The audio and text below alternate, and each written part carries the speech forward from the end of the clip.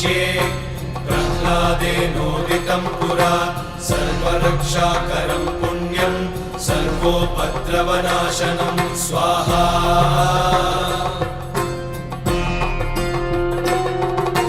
सर्वसम्पत्करं चैव स्वर्गमोक्षप्रदायकं ध्यात्वा नृसिंहं देवेशं हेमसिंहासनस्थितं स्वाहा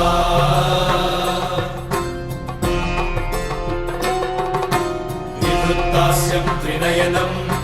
शरदिन्दुसमप्रभं लक्ष्म्यालिङ्गितवामाङ्गं विभूतिविरूपाश्रितं स्वाहा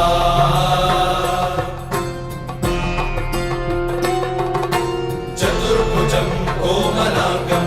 स्वर्णकुण्डलशोभितं श्रिया सुशोभितोरस्कं रत्नकेयूरमुद्रितं स्वाहा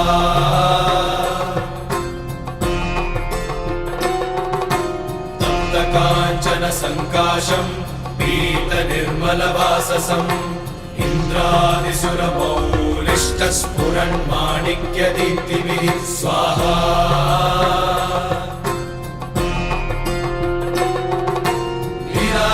लीलाहितपदद्वन्द्वं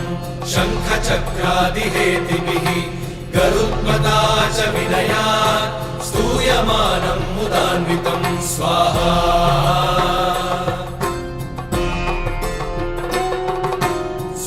कमलसंवासं कृत्वा लुकवचं पठे नृसिंहो मे शिरः पातु लोकरक्षार्थसम्भवः स्वाहा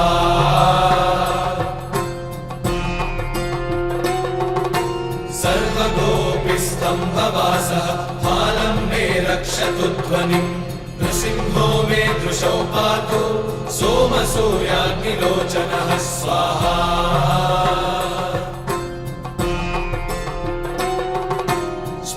मे पातु नृहरिः मुनिवर्यस्तुतिप्रियः नासं मे सिंहनासस्तु मुखं लक्ष्मीमुखप्रियः स्वाहा